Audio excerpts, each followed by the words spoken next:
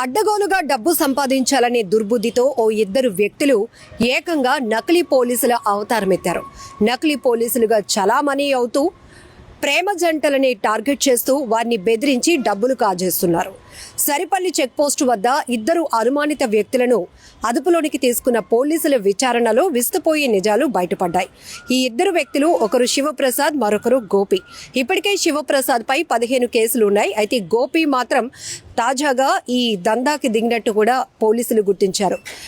West sub division ACP ఆధ్వర్యంలో case విచారణ కొనసాగించగా ఇద్దరు గురించి బయటపడింది.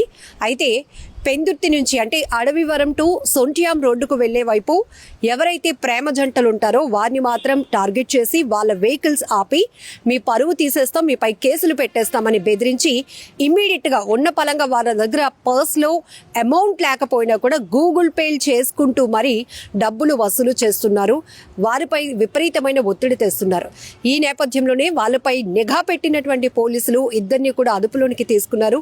విచారణలో వీళ్ళు గతం నుంచి కూడా ఇలా పోలీసుల అవతారం ఎత్తి నకిలీ పోలీసులుగా చలామణి అవుతూ యూనిఫామ్లో ఉండడం వల్ల కొంతమంది ఆటోమేటిక్గా పోలీసులు అంటే రెస్పెక్ట్ ఉంటుంది, గౌరవం మనకి. అలాంటిది తప్పు చేసే వాళ్ళకైతే కాస్త గుండెల్లో దడ పుడుతుంది.